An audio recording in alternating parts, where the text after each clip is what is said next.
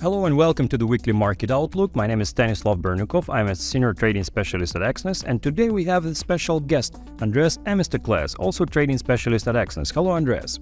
Hello, Stan, and thanks for having me. Hello, everyone, and thanks for joining us. Before switching to this week's idea, let's watch the performance of the previous week's idea. It was a potential buy for GBP USD. This idea was not triggered due to the publication of news, which unexpectedly turned the price down. So let's switch to this week's idea. Andreas, what's on your mind today?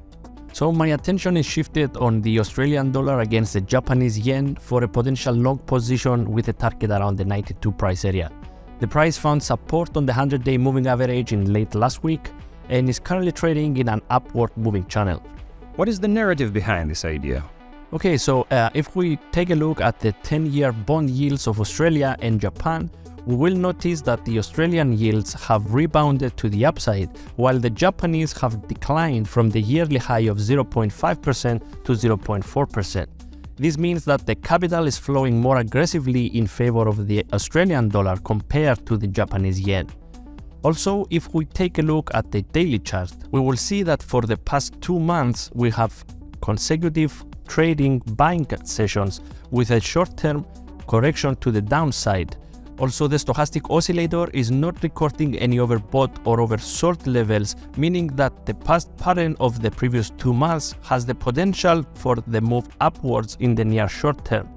The 92 level is not any random number, it's a very strong technical resistance area, which consists of the 50% of the weekly Fibonacci retracement level, and it's also an inside resistance area since early March of 2023. Okay, speaking of economic publications, what do you think might affect the price this week? So in terms of economic data, we have the Australian unemployment rate publication coming up on Thursday, May 18th, where the market expectation is that there will be no change on the figure, which is in an already near the all-time low, whereas a further decline will substantially boost the Aussie in the short term. On the same day, we have the Japanese inflation rate, where again the market consensus is for a no change. The consensus is for 3.2, exactly the same as the previous publication.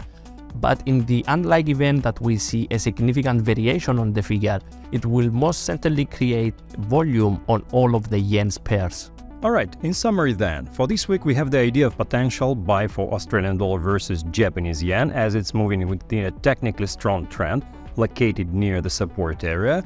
It's driven by the discrepancy between yields of Australian bonds and Japanese bonds pushing carry trade operations forward. Economic publications to focus on are employment for Australia and inflation for Japan. So don't forget the volatility may boost during the time of the publication. Thank you, Andreas, for this idea. Thank you, Sir, for providing me this opportunity. Don't forget, this is just the idea. Do your own research and never forget to manage risk.